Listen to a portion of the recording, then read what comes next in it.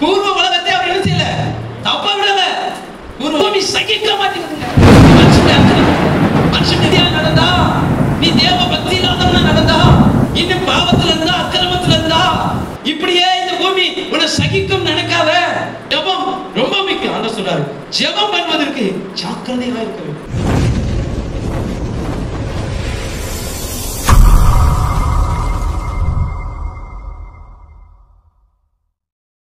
1 பேதுரு 4வது அதிகாரம் 7வது. 1 பேதுரு 4:7 வாசிக்கிறோம்.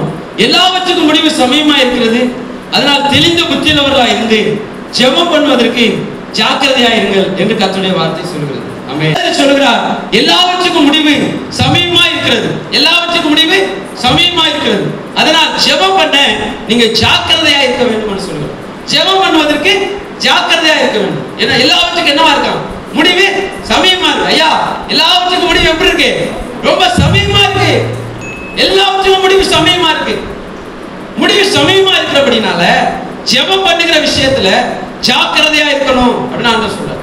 ஆண்டவர் வேற எந்த காரியத்துக்கும் ஜாக்கிரதையா இருக்க, மற்ற சில காரியங்களை சொல்லி இருக்கிறாரு.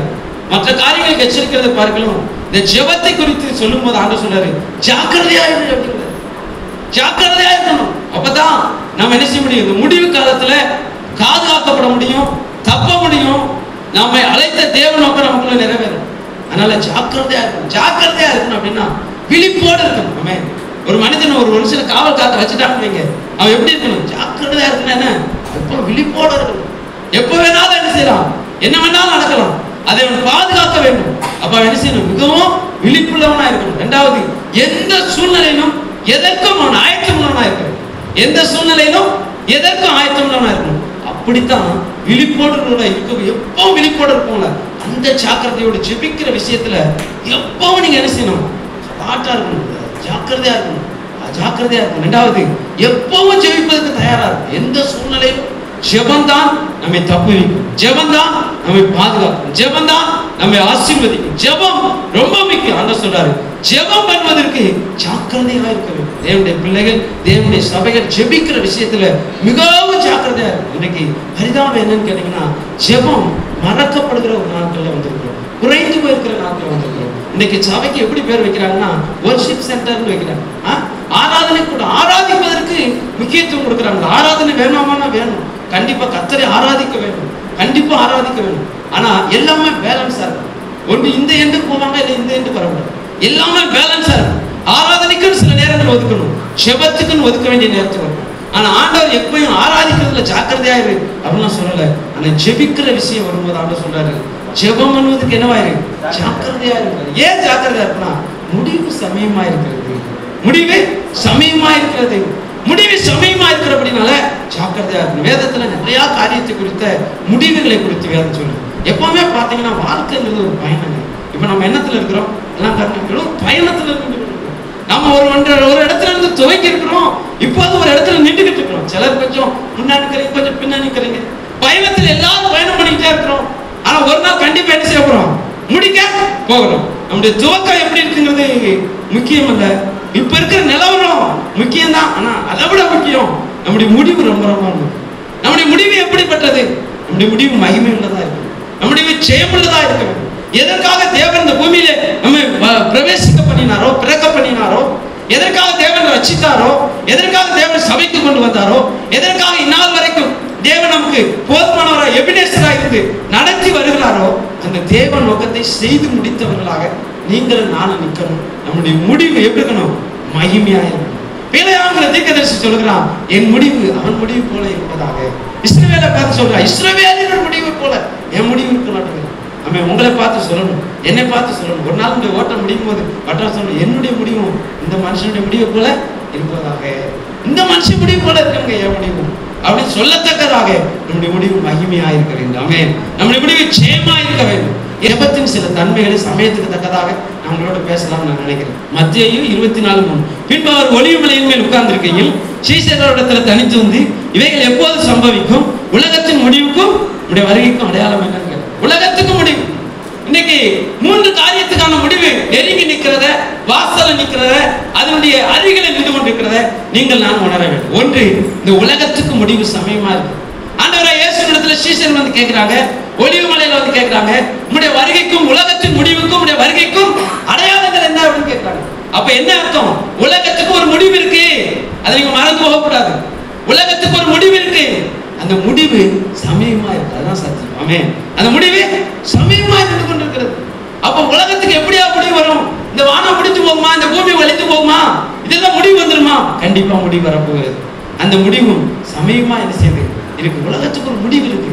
அதான் சீஷர்கள் கேட்கிறாங்க, ஆண்டவர்கிட்ட இருந்து கேட்கிறாங்க, உலகத்துக்கு முடிவுக்கு அடையாளம் என்ன ஆண்டவரே அப்படி கேட்டோம்னா ஆண்டவர் சொன்னாரா? இல்ல, இந்த உலகம் என்னைக்கு இருக்குன்னு சொன்னாரா? இல்ல, உலகத்தின் முடிவுக்கு அடையாளத்தை அவர் என்ன செஞ்சாரு சொல்லி கொடுத்தார். அந்த அடையாளங்கள் எல்லாம் இன்றைக்கு நிறைவேறி வருகிறதை நம்ம பார்க்கிறோம். பாருங்க, இந்த உலகத்துக்கு முடிவு இருக்கும் அப்படிங்கிறதுக்கு முன்னாடியே ஒரு என்ன செஞ்சிருக்கிறாரு, ஒரு ஓமையா ஒரு எக்ஸாம்பிள் ஆண்டவர் சொல்லிக்கிட்டே இருப்பார். எப்பவுமே ஆண்டவர் ஒரு அழகான முன்மாதிரியை முன்னாடி வச்சுக்கிட்டே இருந்திருப்பார். பூர்வ உலகத்தை நோவா சொல்றார், பூர்வ உலகத்தை பேதுரு தான் சொல்றார். பூர்வ உலகத்தை கர்த்தர் எப்படி அழிச்சாராம்? தண்ணீரினால் அழித்தார். 2 பேதுரு 2வது அதிகாரம் 5வது வசனம்.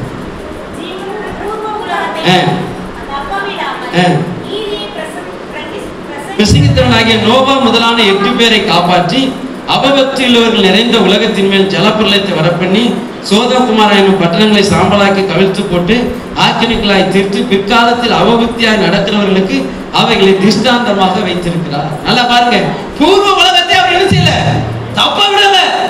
பூர்வ உலகத்தை தப்ப விடல. இந்த பூமி பாவத்தால் நிறையும் போது, அக்கிரமத்தால் நிறையும் போது, இந்த பூமி கொடுமையினால் நிறையும் போது, இந்த பூமியில மனுஷனை உண்டாக்குறதுக்காக தேவன் மனஸ்தாபப்படும் போது, இந்த பூமி தன் பாவத்தை மிகுதியாக பிறப்பிக்கிறபடினால இந்த பூமியை அவரை சகிக்க கூடாதபடி அவர்களை கக்கி போட்டுறான்.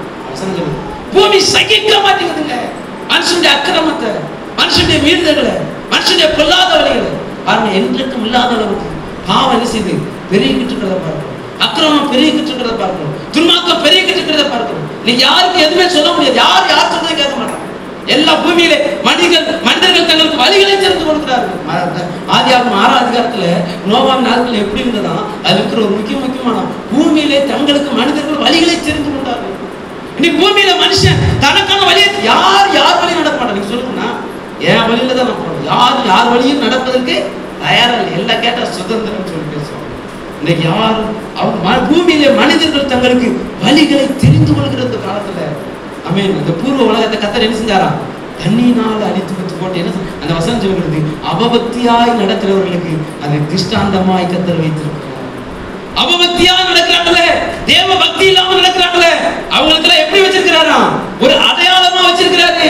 நீ அபபக்தியா நடந்தா, நீ தேவ பக்தி இல்லாதவனா நடந்தா, இன்னும் பாவத்துல இருந்தா, அக்கிரமத்துல இருந்தா, இப்படியே இந்த பூமி உன்னை சகிக்கும் நினைக்காத. நான் இந்த பூமியில இப்படியே உன்னை வச்சிருப்பேன் நினைக்காத. அபபக்தியாய் நடந்த ஒரு பூர்வ உலகத்தை அவர் ஜலத்தினால் அழித்து போட்டது போல அபபக்தியாய் நடக்கிறவர்களை தேவன் அழிப்பார், நியாயம் தீர்ப்பார் என்பதற்கு அது எப்படி இருக்கு? திருஷ்டாந்தங்களா இருக்கிறது, அடையாளங்களா இருக்கிறது அப்படின்னு சொல்லிட்டு ஆமா, முந்தின உலகத்தை, பூர்வ உலகத்தை கர்த்தர் எதனால அழித்தாரா? தண்ணீனால் அழித்தாரு. ஆனா இந்த உலகத்தை எப்படி அழிப்பாரா? அதே பேதுரு 2 பேதுரு 3வது அதிகாரம் 5வது வசனத்துல ஆண்டவர் சொல்றாரு, பூர்வ உலகத்தை 5வது வசனத்தை வாசிங்க.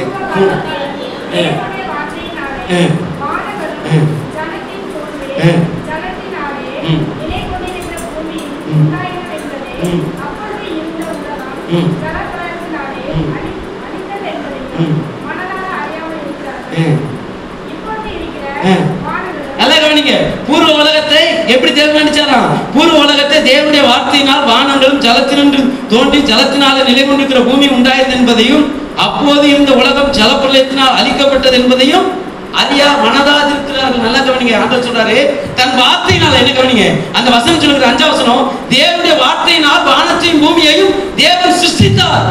தேவனுடைய வார்த்தை வந்துதான் ஒரு காலத்துல தண்ணியா இந்த பூமியை தண்ணியை ஒதுக்கி வெட்டாந்தரை காணப்பட பண்ணி, வானங்களை காணப்பட பண்ணி, நட்சத்திரங்களை காணப்பட பண்ணி தேவன் தன் வார்த்தையினால் அவைகளை சிருஷ்டித்தார். நல்லா கவனிங்க, வார்த்தையினால் தேவன் என்ன செஞ்சாரு? அவைகளை சிருஷ்டித்தார். எபிரேயர் 1வது அதிகாரத்தில் சொல்லப்பட்டிருக்கிறது, அந்த வார்த்தையினால் தாங்குகிறார். நல்லா கவனிங்க, வார்த்தையினால் என்ன செய்யறாராம்? தாங்குகிறார். வசனம் இருக்கு, நான் தர்றேன். அவன் வார்த்தையினால் தாங்குகிறார், வார்த்தையினால் சிருஷ்டித்தார், வார்த்தையினால் தாங்குகிறார். ஆனா அதே வார்த்தையினால் தேவன் அழிக்கவும் போகிறார். அதைத்தான் இங்க பேதுரு என்ன செய்யறாரு சொல்றாரு 5வது வசனத்துல, பூர்வ உலகத்தில் தேவனுடைய வார்த்தையினால் வானங்களாம் உண்டாயிற்று. 6வது வசனம், அப்போது இருந்த உலகம் ஜலப்பிரளயத்தினால் அழிக்கப்பட்டது என்பதை மனதால் அறியாம இருக்கிறாங்க. இப்போது இருக்கிற வானங்களும் பூமியும் அந்த வார்த்தையினாலே, எந்த வார்த்தை உண்டாக்கிட்டோ, எந்த வார்த்தை தாங்கி கொண்டிருக்கிறதோ அதே வார்த்தை இந்த பூமி என்ன செய்ய போகிறது? அக்கினிக்கு இரையாக வைக்கப்பட்டிருக்கிறது. தேவ பக்தி இல்லாதவர்கள் நியாயம் தீர்க்கப்பட்டு அழிந்து போகும் நாள் வரைக்கும் காக்கப்படுகிறது. தேவ பக்தி இல்லாதவங்க இந்த பூமியில அவங்களோடு சேர்த்து இந்த பூமியை தேவன் அழித்து போடுகிற நாள் வரைக்கும் இந்த பூமியை கர்த்தர் வச்சிருக்காரு. ஆமென். அது வரைக்கும் இருக்கும். அப்ப இந்த பூமிக்கு முடிவு சமயமா இருக்கிறது. முந்தின உலகம் ஜலத்தினால் அழிக்கப்பட்டது. ஆனா இனி வரப்போ இந்த உலகம், நீங்க காண்கிற நான் காண்கிற இந்த உலகம் அக்கினிக்கு இரையா வைக்கப்பட்டிருக்கு. அக்கினி அதை பச்சிக்க போகுது, அக்கினி அதை அழிக்க போகுது. எந்த காலத்திலும் இல்லாத அளவுக்கு பூமி வெப்பமயமாகிட்டே போகுது, வெப்பமாகிட்டே போகுது, அளவுக்கு அதிகமாக வெப்பமாகிட்டே போகுது. வசனம் சொல்லுகிறது, கர்த்தர் இந்த பூமியை அக்கினிக்கு இரையா வச்சிருக்காரு. ரெண்டாவது எதை வச்சு அழிக்க போறாரு? அக்கினியை வச்சு தேவன் அழிக்க போறாரு. அப்படி அழிக்கும் போது அதுல யாரும் அழிந்து போவாங்க? அவபக்தி உள்ளவர்களும் அழிந்து போவாங்க. அப்ப நான் அழிந்து போவாங்கன்னு கேட்டா, இந்த பூமிக்கு முடிவு சமயமா இருக்கும் போதே ஆண்டவர் இன்னொரு காரியத்தை சொல்ல சீசர்ல சொல்றாரு. அந்த 24:3 உலகத்தின் முடிவுக்கும் உங்களுடைய வருகைக்கு அடையாளம் என்னன்னா, இந்த உலகத்துக்கு ஒரு முடிவு இருக்குன்னா அதுக்கு முன்னாடி இந்த சபைக்கும் ஒரு முடிவு இருக்கு. மறந்துடக்கூடாது. அதுக்கு முன்னாடி இந்த சபைக்கு முடிவுனா முடிஞ்சு போயிடாது. இந்த பூமியில சபையினுடைய பயணம் முடிந்து அது நித்தியத்தில் என்ன செய்யப்படுகிறது? தொடர போற இந்த பூமிக்கு ஒரு முடிவு இருக்குது. மத்தேயு சுவிசேஷம் நம்ம 20வது அதிகாரம் 1வது வசனத்திலிருந்து நம்ம வாசிப்போம்.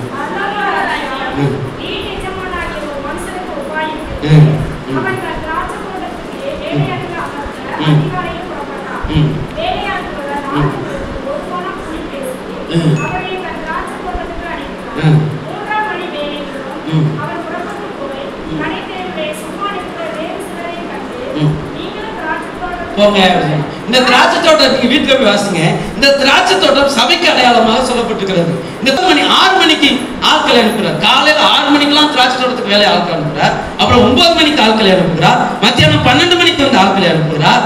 அப்புறம் 3 மணிக்கு வந்து பாக்குறாரு, ஆட்களை அனுப்புகிறார். ஆண்டவர் 5 மணிக்கு வர்றார். சாயந்தரம் 5 மணிக்கு வர்றாரு. 6 மணிக்குள்ள என்ன செய்யணும்? திராட்சை தோட்டத்தின் மேல முடியணும். ஏன்னா அதுக்கப்புறம் என்ன காலம் வரப்போகுது? ராக்காலம் வரப்போகிறது. ஆண்டவர் சொன்னார் யோவான் சுவிசேஷம் 9வது அதிகாரம் 4வது வசனத்துல, ஒருவரும் கிரியை செய்யக்கூடாத ராக்காலம் இருக்கிறது. அப்படின்னா என்னன்னா, சபைக்கு அந்த காலத்துல வேலை இல்லை. சபைக்கு அந்த காலத்துல வேலை இல்லை. சபை அந்த காலத்துல இருக்காது. இந்த உலகம் முடிவடைய போகிறது. உலகத்தின் முடிவு சமயமா இருக்கிறது. அதற்கு முன்பாக இந்த சபை என்ன செய்யணும்? எடுத்துக் கொள்ளப்பட வேண்டும். இந்த சபை பூமியில தன் ஓட்டத்தை முடித்து நித்தியத்துக்கு போக வேண்டும். அதனால இந்த திராட்சை தோட்டத்தின் வேலை, சபையின் வேலை முடியணும் இல்லையா? முடிஞ்சாதான் சபையை ஆண்டவர் எடுத்துக்கொள்ள முடியும். அதுக்காக இந்த சபையில வேலை செய்வதற்காக ஊழியக்காரர்களை கர்த்தர் என்ன செய்றாரு? காலைல 6 மணிக்கு அனுப்பி பாக்குறாரு. அவன் முடிச்சிருவானான்னு பார்த்தா முடிக்க முடியல. அப்புறம் 9 மணிக்கு அனுப்பி இந்த 2 பேரும் சேர்ந்து முடிச்சிருவாங்களான்னு பாக்குறாரு, முடிக்க முடியல. 12 மணிக்கு அனுப்பி முடிக்க முடியுமான்னு பாக்குறாரு, முடிக்கல. 3 மணிக்கு அனுப்பி இப்போவாது முடிச்சிருவாங்க. சாயந்தரம் 5 மணிக்கு போய் பார்த்தா திராட்சை தோட்டத்துல வேலை, சபையின் வேலை, சபை இந்த பூமியில சுவிசேஷத்தை அறிவிக்க வேண்டிய வேலை இன்னும் நிறைய இருக்கிறபடினால அவருக்கு இந்த இருக்கிற இந்த காலையில வந்ததுல இருந்து இந்த காலையில 6 மணிக்கு வந்து 9 மணிக்கு வந்து 12 மணிக்கு வந்து 3 மணிக்கு வந்து ஆட்களை வச்சு இந்த வேலையை என்ன செய்ய முடியாது? முடிக்க முடியாதுங்கிறத 5வது மணி வேலையில ரோட்ல தெருவில் நிற்கிறாங்க. அவங்களுக்கு எந்த தகுதியும் இல்லை. அதனால உங்களுக்கு யாரும் வேலை இடவில்லை. நான் கேட்கிறேன், ஆண்டவர் கேட்கிறாரு, இவங்க தெருவில் நிற்கிறீங்களா? உங்களுக்கு வேலை இல்லையா? நான் கேட்கிறேன். அவன் எங்களுக்கு யாருமே வேலை கொடுக்கல. ஏன் கொடுக்கல? அவங்க தகுதியற்ற மனிதர்கள். அதுல நீங்களாம் திராட்சை தோட்டத்துக்கு போங்க, நியாயமான கூலி கொடுப்பாங்க. அவன் எனக்கு என்ன கூலி கொடுப்பீங்கன்னு கேட்கலையே, அவனுக்கு தகுதி கிடையாது. ஆனா காலையில போனவன் என்ன கேட்டான்? எனக்கு என்ன சம்பளம்னு கேட்டான். அவன் தன் சம்பளத்தை அறிந்து வேலைக்கு போனவன். என்ன கிடைக்கும்? நிறைய ஊழியக்காரங்க எங்களுக்கு என்ன கிடைக்கும் தெரிஞ்சுட்டு நான் ஊழியத்துக்கு வந்தவன் சொல்லுவான். நான் அழைக்கப்பட்டு வந்தவன் சொல்லுவான். ஏன் அப்படி வந்தவன் இப்படி வந்தவன் சொல்லுவான். பகல் முழா ஊழியம் செஞ்சான்னு சொல்லுவான். ஆனா 11ஆம் மணி வேலையில இருக்கிற ஆளுகிட்ட எந்த தகுதியுமே அவங்ககிட்ட கிடையாது. ஆண்டவர் பார்த்தாரு, தகுதி உங்களுக்கு வேலை இல்லை, சம்பளத்தையும் கேட்கல. ஏன் வேலை கிடைச்சா சரி, எங்களுக்கு யாருமே வேலை கொடுக்கலையா? வேலை கிடைச்சா சரி, என்ன கொடுத்தாலும் சரி அப்படின்னு செய்ய ஒரு கூட்டம் போச்சு. அவங்களை கொண்டு தேவன் வேலையை முடித்தார். அவங்க தான் நாம அவர். அது கொண்டு இருக்கிற ஊழியர்கள். இதுதான் உண்மை, இதுதான் உண்மை, இதுதான் சத்தியம், இதுதான் சத்தியம். இந்த கடந்த சாயந்தரம் 5 மணி பைபிள் கணக்கு சாயந்தரம் 5 மணிக்கு போய் இன்னைக்கு பாத்தீங்கன்னா எல்லாரும் ஊழியக்காரங்க. ஏன்னா அவங்க காலத்துல அங்கி போட்டு வருவோம், அப்படி வருவோம், இப்படி. அவங்க தானே ஊழியக்காரர். இப்ப நீங்க ஊழியக்காரன். கர்த்தர் இந்த 11ஆம் மணி வேலையில அவங்களெல்லாம் வச்சு இந்த வேலையை முடிக்க முடியாது. ஏன்னா அவங்களுக்கு எஜமானி இருதயம் தெரியல. எஜமானி இருதயம் தெரியல. எஜமானி இருதயத்துல என்ன இருக்குது? இந்த உலகத்துக்கு முடிவு வரப்போகிறது. அதுக்கு முன்னாடி சபையின் வேலை இந்த பூமியில முடிஞ்சாகணும். சபைக்கு வேலை முடிக்கணும்னு சொன்னா இந்த ஆட்கள் பகல் காலத்துக்குள்ள வேலையை முடிக்கணும். காலத்துல வேலை செய்ய முடியாது. அப்ப கர்த்தரா இயேசுவுக்கு சபைக்கு கொடுக்கப்பட்ட காலத்துக்குள்ள, பிதா நியமித்த காலத்துக்குள்ள இந்த வேலையை முடிச்சாகணும். இவன் எஜமானின் இருதயத்தை அறிந்து ராக்கால வரப்போகுது, காலம் ரொம்ப சமயமா இருக்கு, தீவிரமா வேலை செய்யணுங்கிறது தெரியாம வேலை செய்யறான். சாப்பிட்டா இருக்கிற அசதியா இருக்கிறாங்க. எப்படியால ஜாக்கிரதையால அசதியா வழக்கத்தின்படி செய்யறாங்க, முறைமையின்படி செய்யறாங்க, என்ன கிடைக்கும்னு எதிர்பார்த்து செய்யறாங்க. நான் ரொம்ப ஓடிட்டேன் அப்படிங்கிறாங்க. இப்படி இருக்கிறதுனால கர்த்தர் என்ன செஞ்சாரு, ஒரு கூட்டத்தை இப்போ பாத்தீங்கன்னா எல்லாரும் ஊழியம் செய்ய கர்த்தர் ஏற்படுத்திருக்கிறாரு. ஆனா கடைசியா எல்லாருக்கும் எப்படி சம்பளம் கொடுப்பா தெரியுமா? எல்லாருக்கும் ஒன்னா தான் கொடுப்பாரு. வசனம் அப்படிதான் சொல்லுவாங்க. முதல்ல இந்த கடைசி அவங்க ஆளுகளுக்கு ஒரு ரூபா கொடுத்தாரு. ஆனா அந்த முதல்ல காலையில அமைச்சினாலும் ₹1 சம்பளத்துக்கு தான் அமர்ந்துச்சு. அது கூட கிடைக்கும்னு நினைச்சிச்சு. ஆனா அந்த ஆளுக்கு எவ்வளவு தான் கொடுத்தாரு? ₹1 தான் கொடுத்தாரு. ஏன்? எஜமானி இருதயத்தை அறிஞ்சே செய்யல. அவன் எஜமானி இருதயத்தை அறிஞ்சு 1 மணி நேரம் செஞ்சாலும் எஜமானி இருதயத்தை அறிஞ்சு. இந்த நாட்கள்ல வந்து சபைக்கும் முடிவு சமயமா இருக்கு. அதான் சொன்னாரு, பகற்காலம் இருக்கு மட்டும்தான் நான் கிரியை செய்வேன், ஒருவரும் கிரியை செய்யக்கூடாத ராக்காலம் வருது அப்படின்னு. வயசாயில பார்க்கிறோம், இருள் பூமியையும் காரில் ஜனங்களையும் மூட போகிறது, மூடிக்கொண்டிருக்கிற காலம். அப்ப கர்த்தருடைய வருகை பாருங்க, இருள் பூமியை மூடுது. பாவங்கிற இருள், அக்கிரமங்கிற இருள் பூமியை மூடிக்கிட்டு இருக்கு. இருள் மூடுது, காரில் ஜனங்களை மூடிக்கொண்டிருக்கிறது. இது நடுவில் கர்த்தர் இன்னைக்கு உதித்து கொண்டிருக்கிறார். இந்த ராக்காலம் வர்றதுக்குள்ள இந்த வேலை முடியும். ராக்காலம் வர்றதுக்குள்ள இந்த வேலை முடியும். சபை வேலை முடியும். சபை ஆண்டவர் என்ன செய்யறாரு? சேர்த்துக்கொள்ளப்பட வரப்போகிறார். 21-28 வாசி.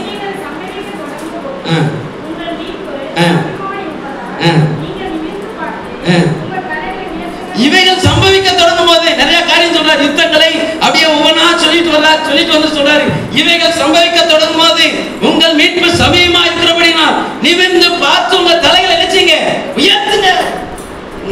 இது கடைசி காலங்க. சபை எடுத்துக்கொள்ளப்பட போற ஒரு காலத்துல வந்திருக்கிறோம். இயேசு வரப்போகிற ஒரு காலத்துல வந்திருக்கிறோம். இயேசு சீக்கிரத்தில் என்ன செய்யப்படுறாரு? வரப்போறார். சீக்கிரத்துல வரப்போறார்.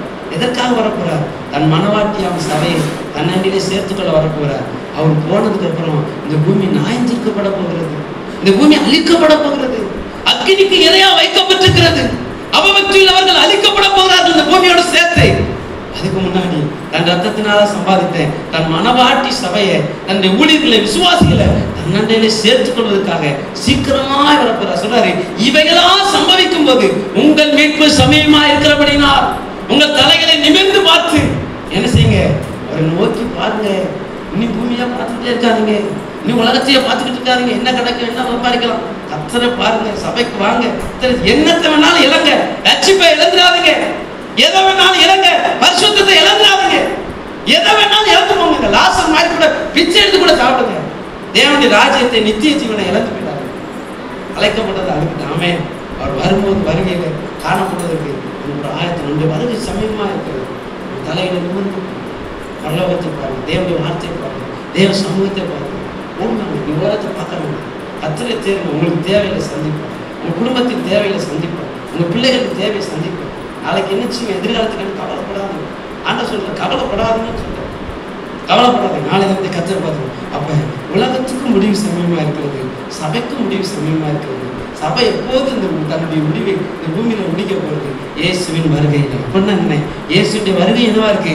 சமயமா இருக்கிறது என்று நாம் பார்க்கிறோம். ஆண்டவர் வரும்போது என்ன நடக்கும்? 1 கொரிந்தியர் 15வது அதிகாரம் 51வது வசனத்துல வாசிக்கிறோம். ஒரு ரகசியத்தை உங்களுக்கு அறிவிக்கிறேன். நாம் எல்லாரும் நித்திரை அடைவதில்லை.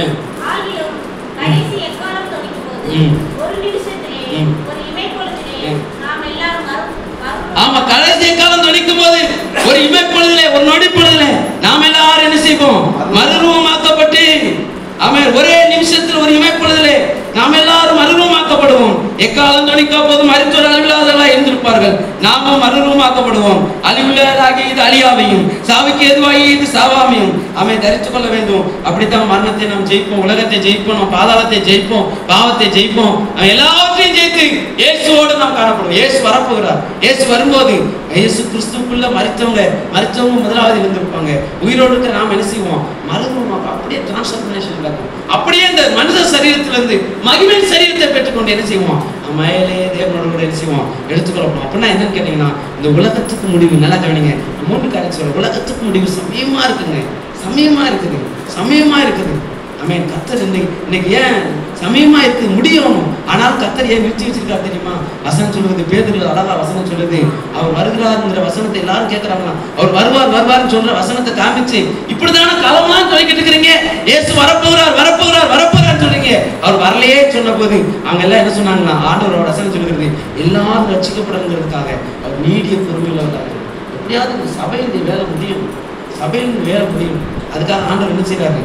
கொஞ்சம் தாமதம் பண்ணியிருக்கிறார். சீக்கிரத்துல உலகத்துக்கு முடிவு இருக்கு. அதுக்கு முன்னாடி இந்த சபை எடுத்துக்கொள்ளப்பட போகிறது. அந்த சபை எடுத்துக்கொள்ளப்பட இயேசு என்ன செய்ய போறாரு? சீக்கிரத்துல வரப்போகிறார். நம்ம வரைஞ்ச ஆண்டவர் கடைசி என்ன சொல்லணும்னா தெரியுமா? இதோ வெளிப்படுத்தும் விசேஷம் 22வது அதிகாரத்துல நம்ம அழகா அந்த வசனத்தை வாசிக்கிறோம். நம்ம இதோ நான் சீக்கிரம் 12வது வசனம் வாசிங்க. சீக்கிரமாய் வருகிறேன், அவனவனுடைய கிரியையின்படி அவனவனுக்கு நான் அளிக்கும் பலன் என்னோட கூட. இதோ நான் சீக்கிரமாய் வருகிறேன். இந்த வசனம் தான் காலம்லாம் சொல்லப்படுதுன்னு நினைக்காதீங்க. இந்த வசனம் உண்மையா இன்றைக்கு ஆண்டவர் இந்த இடத்துல வந்து உங்களுக்கு ஒரு வார்த்தை சொல்லுவாருன்னா இந்த வார்த்தையை தான் சொல்லுவார். ஆமென். இதோ நான் சீக்கிரமாய் வருகிறேன். இயேசு சீக்கிரமாய் வருகிறார். உங்களை என்னை சேர்த்துக்கொள்ள. ஆமென். உங்களை என்னை சேர்த்துக்கொள்ள. ஆமென். அவர் வரப்போகிறார். அவர் வர சீக்கிரமா வருகிறேன். அவனவனுக்கு நான் அளிக்கிற பலன். அவருடைய நாமத்துக்காக விசுவாசித்து நீங்க எத்தனையோ கஷ்டங்கள்ல வந்திருக்கலாம், பாடுகளை சகிச்சிருக்கலாம், எத்தனையோ காரியத்தை இழந்திருக்கலாம். அவர் வரும்போது அவர் அளிக்க நமக்கு அவர் கொடுக்கிற பலன் அவரோடு வருவார். அவர் சும்மா வரல, நம்முடைய பிரயாசத்துக்கான பலனோடு வருகிறார். ஆமென். இந்த பூமியில ஆண்டவருக்காக நீங்க செஞ்ச ஒவ்வொரு பிரயாசம், நீங்க ஒரு தண்ணி கொடுத்திருந்தா கூட அதுக்கான பலன், ஒரு நாள் தேவ சமூகத்துக்கு வந்திருந்தா அதுக்கான பலன், ஒரு முறை சோத்திரம் சொல்லியிருந்தா அதுக்கான பலன், ஒரு முறை கையை உயர்த்திருந்தா அதுக்கான பலன், ஒரு நாள் ஊழியத்துக்காக நீங்க பாடுபட்டிருந்தா அதுக்கான அவரோடு கூட அவர் அளிக்கிற பலன், உங்களுக்கு அவர் கொடுக்கிற பலன் அவரோடு கூட. ஆமென். உங்க நீதிக்கு தக்கதான பலனை அவரோடு கூட இயேசு என்ன செய்றாரு? சீக்கிரத்துல வரப்போறார். அப்படி வரலன்னு சொல்லும்போது நம்ம என்ன சொல்லணும்? 17வது வசனம் இதுதான் இன்னைக்கு சபை சொல்லணும். ஆவியும் மனவாட்டியும் வா என்கிறார்கள், கேட்கிறவனும் வா என்பானாக அப்படிங்கிறார். அவர் சொல்றாரு நான் வருதேன் அப்படிங்கிறார். நல்லா கவனிங்க. அவர் சொல்றாரு நான் வர்றேன் அப்படிங்கிறாரு. அவர் சொல்லும்போது நம்ம என்ன சொல்லணும்? வார்மாண்டவரே சொல்லணும். என்ன சொல்லணும்? வார்மாண்டவரே. ஆனா நம்ம என்ன சொல்றோம்? ஐயோ ஆண்டவர் வரப்போகிறதா, கொஞ்சம் டைம் கொடுத்தா நல்லா இருக்குமே அப்படின்னு நினைச்சிடும். உங்க பேருக்கு கொஞ்சம் பயந்தவங்க, என்னப்பா அப்படியா வந்துட்டா கஷ்டமாச்சு, கொஞ்சம் நாளான நல்லா இருக்குமே. ஆனா அப்படி சொல்லக்கூடாது. மனவாட்டி என்ன சொல்லணுமா? நீ வா. அந்த வசனம் ரொம்ப அழகா இருக்கு. ஆவியும் மனவாட்டியும் வா என்கிறார்கள், கேட்கிறவன் என்ன சொல்லணும்? வான்னு சொல்லணும். அவர் நான் வரலன்னு சொல்லும்போது சபை என்ன சொல்லணும்? ஆண்டவரே அப்படின்னு சொல்ற இடத்துக்கு சபை வரணும். அப்படின்னா என்ன? நமக்குள்ள ஒரு ஆயத்தம். ஆயத்தமா இருக்கிற போது என்ன சொல்லுவாங்க? யாரும் சொல்லுவாங்க. ஆயத்தம் இல்லாத ஆளுக்கு என்ன செய்வாங்க? கொஞ்சம் யோசிக்க வேண்டியது, கொஞ்சம் பயம் வருது. என்ன ஆண்டவர் சீக்கிரமா வந்துடுவாரா, கொஞ்சம் டைம் கொடுத்தா நல்லா இருக்குமே அப்படின்னு. ஆனா இல்லை, கர்த்தர் நம்மை ஆயத்தப்படுத்தி வராங்க. மனவாட்டியை ஆயத்தப்படுத்தி என்ன செய்யக்கூடாது? சேர்த்துக்கலாம். உலகத்துக்கு முடிவு சமீபமா இருக்கு, சபையின் முடிவும் சமீபமா இருக்கிறது. கர்த்தரா இயேசுவும் சீக்கிரத்தில் வரக்கூடாது. அதெல்லாம் ஒன்று தொடர்புடையது. இப்படி இருக்கிற அப்படின்னால நம்ம என்ன செய்யணுமா? ஜெபம் பண்ண ஜாக்கிரதையா இருக்கணும். ஆமென். ஜெபம் பண்ண அப்பதான் நான் செய்திக்கான இன்ட்ரோடக்ஷன்லேயே முடிச்சிருக்கிறேன். இங்கதான் நான் செய்திக்கே நான் போவேன். இன்றைக்கு நான் ஒரே ஒரு காரியத்தை மாத்திரம், ஜெபத்தின் அடிப்படையான ஒரு சின்ன காரியத்தை சொல்லி நான் முடிக்கிறேன். எடுத்து வாசிங்க. லூக்கா எழுதின சுவிசேஷம் 11வது அதிகாரம் 5வது வசனத்திலிருந்து வாசிங்க. இன்னும் அவர்களை நோக்கி, உங்களில் ஒருவன் தனக்கு சிநேகிதனாய் இருக்கிறவனிடத்தில் பாதி ராத்திரியிலே போய், சிநேகிதனே, என் சிநேகிதன் ஒருவன் வழிப்பிரயாணமாய் என்னிடத்தில் வந்திருக்கிறான். அவன் முன் வைக்கிறதற்கு என்னிடத்தில் ஒன்றுமில்லை. நீ 3 அப்பங்களை எனக்கு கடனாக தர வேண்டும் என்று கேட்டுக்கொண்டான். வீட்டுக்குள் இருக்கிறவன் பிரதீபரமாக, என்னை தொந்தரவு செய்யாதே, கதவு பூட்டியாயிற்று, என் பிள்ளைகள் என்னோட கூட படுத்திருக்கிறார்கள், நான் எழுந்திருந்து உனக்கு தரக்கூடாது என்று சொன்னான். பின்பு தனக்கு அவன் சிநேகிதனாய் இருக்கிறது நிமித்தம் எழுந்து அவனுக்கு கொடாவிட்டாலும் தன்னிடத்தில் அவன் வார்த்தை கேட்கிறது நிமித்தமாவது எழுந்திருந்து அவனுக்கு தேவையானதை கொடுப்பான் என்று உங்களுக்கு சொல்லுகிறேன். மேலும் நான் உங்களுக்கு சொல்லுகிறதாவது, கேளுங்கள் அப்பொழுது உங்களுக்கு கொடுக்கப்படும், தேடுங்கள் அப்பொழுது கண்டடைவீர்கள், தட்டுங்கள் அப்பொழுது உங்களுக்கு திறக்கப்படும். நல்ல கணக்கு. ஆண்டவர் சொல்றாரு, கேளுங்க அப்போது உங்களுக்கு கொடுக்கும், தேடுங்க தட்டுங்க அப்போது உங்களுக்கு தேடுங்க அப்போது. இந்த வசனத்தை நம்ம அதிகமா கேட்போம், தியானிப்போம் செய்வோம். ஆனா எந்த சூழ்நிலையில இந்த வசனத்தை ஆண்டவர் சொல்லுகிறார் என்பதை தான் நம்மளுக்கு சொல்ல போறோம். கேளுங்க அப்ப உங்களுக்கு கொடுக்கப்படும். ஆண்டவர் சொல்ல, ஆண்டவரே சொல்ல, கேளுங்கப்பா, கேளுங்க, கேட்டீங்கன்னா நான் உங்களுக்கு தருவேன், நான் தருவேன். நீங்க கேட்கணும் அப்படின்னு ஆண்டவர் சொல்றார். நம்ம என்ன செய்யணுமா? கேட்டு பெற்றுக்கொள்ள வேண்டும். ஒரு ஜெபத்தில் விசுவாசம் உள்ளவர்களாய் ஜெபத்தில் கேட்கணும். சந்தேகம் இல்லாம ஜெபத்துல நம்ம என்ன செய்யணும்? கேட்க வேண்டும். தேவ சித்தத்தின்படி நம்ம என்ன செய்யணும்? கேட்க வேண்டும். தேவன் கேட்டா நிச்சயமா தருவார். கேளுங்க, அப்போது உங்களுக்கு கொடுக்கப்படும். கேட்டா நம் தேவன் நம்ம கொடுப்பதற்கு ஆயத்தமா இருக்கிறார். இந்த இடத்துல அதுக்கு முன்னாடி ஒரு சம்பவத்தை சொல்லிட்டு தான் இந்த வசனத்தை ஆண்டவர் சொல்றார். என்ன சொல்றாருன்னா, ஒரு மனுஷன் என்ன செஞ்சானா, நல்லா கவனிங்க, இந்த சம்பவத்தை நான் சொல்றேன், அப்புறம் நீங்க வாட்சி உங்களுக்கு நல்லா புரியும். ஒரு மனிதன் என்ன செய்தானா, அவனுடைய சிநேகிதன் அவனிடத்துல வருகிறான். ஒரு மனிதன் இடத்துல, இப்ப என்னிடத்துல ஒரு சிநேகிதன், என்னுடைய சிநேகிதன் ஒருவன் வருகிறான். அவன் வருகிறான், அவன் ஒரு தேவையோடு வருகிறான். அவன் ஒரு தேவையோடு வருகிறான். அவன் பசியா இருக்கிறான். அவனுக்கு நான் உணவு கொடுக்க வேண்டும். ஆனா என்னிடத்துல என்ன இல்லை? உணவு ஒன்றுமே இல்லை. நான் என்ன செய்யறேன்? அவன் எனக்கு சிநேகிதன், ஆனா எனக்கு ஒரு சிநேகிதன் இருக்கிறார். அந்த சிநேகிதன் போய் நான் என்ன கேட்கிறேன்? பாதி அன்றேன். அது அப்படின்னா என்னன்னு கேட்டீங்கன்னா, போகக்கூடாத ஒரு காலத்துல போறேன், போகக்கூடாத ஒரு காலத்துல போறேன், பகல் காலத்துல போல, சரியான நேரத்துக்கு போல. நான் போற நேரம் என்னது? அந்த நேரம் போகக்கூடாத காலம். அந்த காலத்துல நான் போய் என்னுடைய சிநேகிதன், அவர் பெரிய ஐஸ்வர்யவான் அந்த மனுஷன், அவன்கிட்ட போய் கேட்கிறேன், சிநேகிதன் கேட்கிறேன், சிநேகிதனே என்னுடைய நண்பன் ஒருவன், என்னுடைய சிநேகிதன் ஒருவன் என்ன செய்தான்? பாதி ராத்திரில எனக்கு வந்துட்டான். ஆனா அவன் பசியா இருக்கிறான், அவனுக்கு சாப்பாடு இல்லை, அவனுக்கு முன்னாடி வைக்கிறதுக்கு என்ன இடத்துல இல்லை, ஒண்ணுமே இல்லை. நீர் என்ன செய்யணும்? உங்கள்கிட்ட இருக்குன்னு எனக்கு தெரியும். அதான் நீங்க என்ன செய்யுங்க, அவன் பசியை போக்க 3 அப்பங்களை கடனா எனக்கு தரணும். 3 அப்பங்களை தரணும். அவன் சொல்றான், நீ வந்திருக்கிற நேரம் சரியில்லாத நேரம்ப்பா, நீ நடு இரவுல வந்திருக்கிற, என் பிள்ளைகள்லாம் எல்லாம் முடிஞ்சு, எல்லாம் சாப்பிட்டு முடிஞ்சு, எல்லாம் முடிஞ்சு, எல்லாம் ஒழுங்கு பண்ணியாச்சு, நீ காலையில தான் ஏதாவது இருந்தாலும் செய்ய முடியும், இப்ப தர முடியாது அப்படின்னு சொல்லி நீ சொல்லலாம். இல்லை கண்டிப்பா நீங்க கொடுத்துதான் ஆகணும். ஏன்னா என்னுடைய என்ற ஒருத்தன் வந்துட்டு அவனுக்கு கண்டிப்பா நான் கொடுத்துதான் ஆகணும். தொந்தரவு பண்ணவன அவன் என்ன செய்யறான்? இவன் தொந்தரவு தாங்க முடியாம என்ன செய்யறான்? அந்த 3 அப்பத்தை கொடுத்துட்டு அவன் சொல்றான், அவன் நீ எனக்கு நண்பன்கிறதுனால அவன் கொடுக்கல, நீ என்ற நண்பன்கிறதுனால அவனை கொடுக்கல, நீ பண்ற தொந்தரவுனால என்ன செய்யறேன் உனக்கு நான் கொடுக்குறேன் அப்படின்னு சொல்லிட்டு அவன் கொடுத்துட்டு, அதை சொல்லிட்டு ஆண்டவர் சொல்றாரு, கேளுங்கள் அப்போது உங்களுக்கு கொடுக்க. அப்படின்னா என்னன்னு கேட்டீங்கன்னா, நமக்கு ஒரு சிநேகிதர் இருக்கு, நம்ம இடத்துல சக மனிதர் வியாதியில இருக்கிறான், பாவத்துல இருக்கிறான், சாபத்துல இருக்கிறான், தேவையோடு இருக்கிறான், இயேசுவை அறியாமலா இருக்கிறான், இந்த உலகத்துல இருக்கிறான், என்ன செய்யுதுன்னு தெரியல, பழைய தற்கொலை பண்ணி செத்து போறாங்க, அநேகர் மரித்து போறோம், அநேகர் தேவையோடு இருக்கிறான், வியாதியோடு இருக்கிறான். அவனுக்கு இந்த சிநேகிதனை தெரியாது, இந்த சம்பூர்ணம் ஐஸ்வர்யமும் இல்ல, எல்லாவற்றுக்கும் தீர்வை தரக்கூடிய இந்த சிநேகிதன் அவனுக்கு என்ன செய்யாது? தெரியாது. அவன் வாழ்றதான் வருவான், கிறிஸ்தவனாகி உங்கள்கிட்ட வருவான், சபையா இருக்கிற வாழ்றதான் வந்து சொல்லுவான், என் குடும்பத்துல இந்த கஷ்டம், எனக்கு இந்த கஷ்டமா இருக்கு, என் பிள்ளைங்க எப்படி இருக்காங்க அப்படின்னு சொன்னா நீங்க என்ன செய்யணும்? அத எனக்கு ஒரு சிநேகிதன் இருக்கிறாரு, அவர்கிட்ட போனா அவர் எந்த ஒன்னுடைய தேவையை அவர் சந்திப்பார். ஆனா இவனுக்கு அவனை தெரியாது, இந்த உலகத்துல இருக்கிறவனுக்கு இயேசுவே தெரியாது, இயேசுக்கு போய் நேரம் கேட்க முடியாது. ஆனா நம்மகிட்ட தான் வந்து சொல்லுவான், நம்ம போய் இயேசுக்கு என்ன சொல்லணும்? ஆண்டவரே, என்னுடைய சிநேகிதன், என்னுடைய சகோதரன், என் இனத்தான், என்னை போல சக மனுஷன் வியாதியா இருக்கிறாண்டவரே, வறுமையில இருக்கிறாண்டவரே, கஷ்டத்துல இருக்கிறாண்டவரே, அவனுக்கு நீ உதவி செய்யணும்னு சொல்லி நம்ம போய் கேட்கணும். நம்ம கேட்கும் போது அவன் பெற்றுக்கொள்ள தகுதி இல்லாம இருப்பான், அவன் என்னவா இருப்பான்? பெற்றுக்கொள்ள தகுதி இல்லாம இருப்பான், அதனால அவர் தரமாட்டாரு. ஆனா நம்ம என்ன செய்யணும்? தொந்தரவு பண்ணணும் ஜெபத்தில். அதுதாங்க ஜெபம். ஜெபம் என்ன தெரியுமா? தேவனை தொந்தரவு பண்றதுதான் ஜெபம். திரும்ப திரும்ப திரும்ப திரும்ப சொல்லிக்கிட்டே இருக்கணும், இந்த மனிதனை வச்சு, இந்த மனிதனை சுகமா, இந்த மனிதனுக்கு விடுதலை தான், திரும்ப திரும்ப சொல்லிக்கிட்டே இருக்கணும். அவர் சொல்லுவாரு, அவன் தகுதி இல்லாதவன், ஆனாலும் நான் உனக்கு தர்றேன். ஏன் தெரியுமா?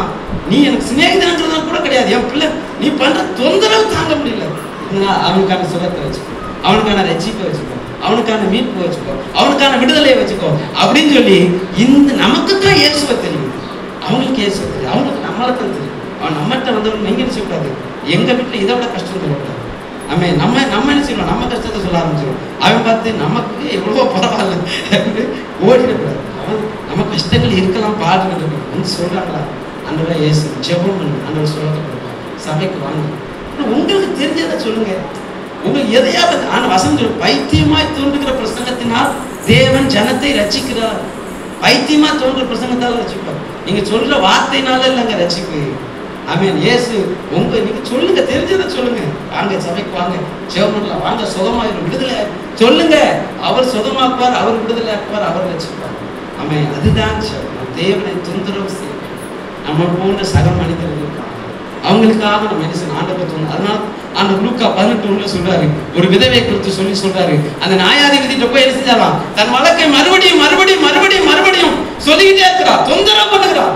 அவன் சொல்லுகிறான், உன் தொந்தரவுக்காக நான் நீதி செய்கிறேன்னு சொல்லி என்ன செய்தான், அவன் நீதி செய்தான். அதுதான் ஜெபம். அதனால இந்த ஜெபத்தை செய்யுங்க, உங்க சகோதரருக்காக, உங்க குடும்பத்துக்காக, உங்க சபைக்காக, உங்க ஊருக்காக, அழிந்து போகிற ஜனங்களுக்காக நீங்க ஆண்டவருக்கு கேட்கணும். ஆண்டவரே இது தாரும் கேட்கணும். அவங்க பெற்றுக்கொள்ள தகுதி இல்லாம இருப்பாங்க, அல்லது அது அவங்களுக்கு அதுக்கு தகுதியானவர்கள் இல்லாம இருக்கலாம். ஆனா நம்முடைய ஜெபம் அதை அவங்களுக்கு பெற்று தந்துடும். அதன் மூலம் அவங்க ரட்சிக்கப்படுவாங்க. இதை சொல்லிட்டு தான் ஆண்டவர் சொல்றாரு, கேளுங்க, அந்த மாதிரி கேளுங்க, உங்களுக்கு கொடுக்க. கேட்ட உடனே நான் கேட்டேன் கிடைக்கல அப்படின்னு சொல்லி விட்டுறக்கூடாது. ஜெர்மனி என்னத்தை கண்டாக்க கூடாது.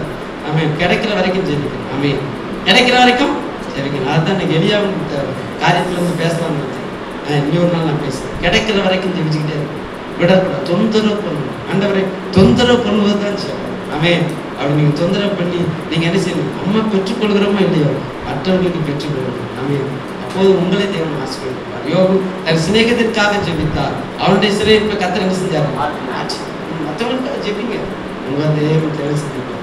ஜெபம்னா மற்றவங்களுக்காக ஜெபிப்போம், கேளுங்க, அப்போ உங்களுக்கு தேவன் கொடுத்து ஆசீர்வதிப்பார். ஜெபம் பண்ண ஜாக்கிரதையா இருப்போம். கர்த்தர் இந்த வார்த்தைகளை ஆசீர்வதிப்பாராக, தொடர்ந்து நடத்துவாராக.